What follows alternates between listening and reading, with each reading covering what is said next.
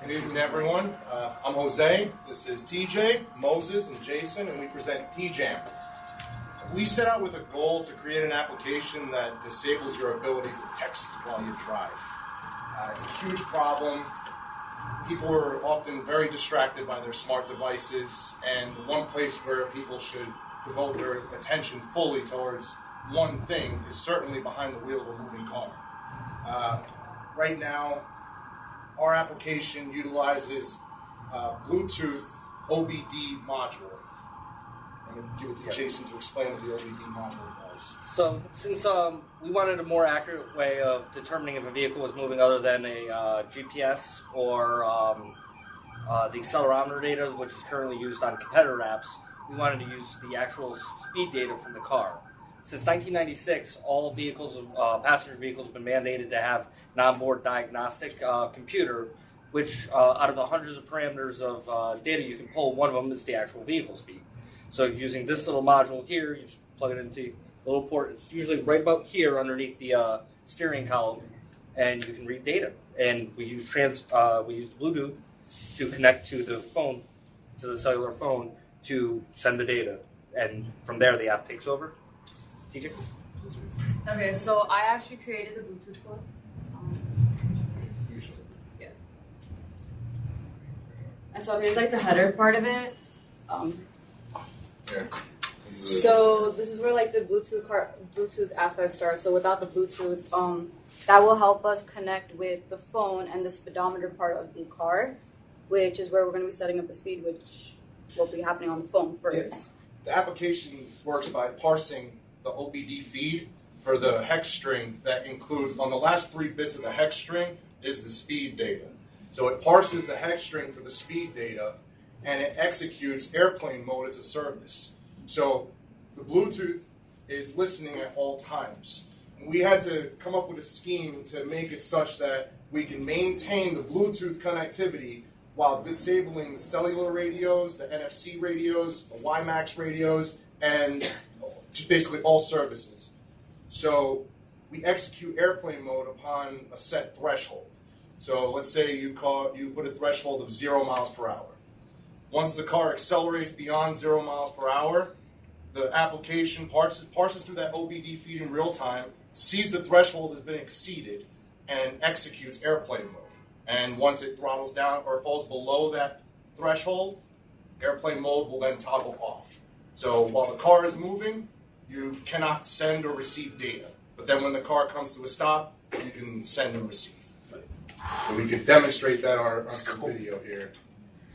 So since our project is mainly outdoor, here with us, you're going to be seeing us driving into the room.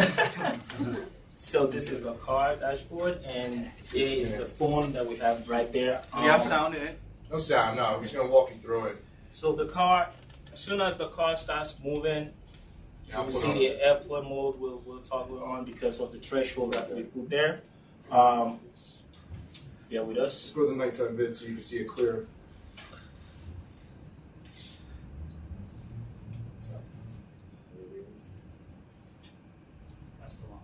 So right now there is no airplane mode set up there because it's connected, but it hasn't started. It's not moving yet. So now the car is at rest, and if you look at the top of the phone, you're going to see when I start to move, airplane mode is going to toggle on.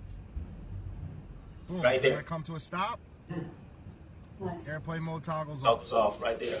Move, on, stop, off. And that's the app. So basically that's how it works, because there's a threshold that is set between, let me say, 0 to 10, and if you're at rest, it's 0. If you're moving from 0 to 5 or to 10, depending on the threshold set, then it will toggle on and off. Now, we had to sidestep some of the confines of the Android security model, which generally frowns upon any injection of code or running of services in the background from the kernel level that might result in undesirable effects, because if the program doesn't execute perfectly, it can affect other aspects of the operating system.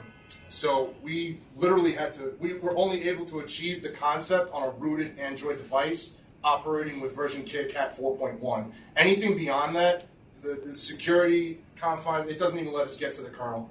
I mean, you can't touch Android, the root part of the Android phone beyond 4.1, even on a rooted You want device. to pass the phone around to show So there's the phone, and do you have the module? Yeah. Hopefully there. And the module. Any questions, anyone? Philadelphia, Columbus. Yeah, a couple of comments. First of all, it's a great project. Thank you.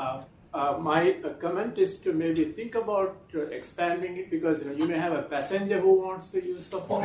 Here's the deal with that. How it is going to distinguish between the driver and the I'll passenger? address that. Not So to- now when we get into my car, it's my car, right? I have an established Bluetooth connection between the module that I went ahead and purchased, which by the way, that little OBD module was only $10 on Amazon.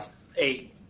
Pardon me. $8 We, on Amazon. we initially started with a Raspberry Pi to do what that was. Then we found the $8 thing, and Yeah, and TJ was able to compile some Bluetooth code that we can incorporate into Android Studios that made it work seamlessly. So we got very lucky. We were able to pull our resources together because we actually came to a standstill 4 to 5 months into the project where we initially, the way that the project was envisioned, we wanted to stop the keyboard from toggling on.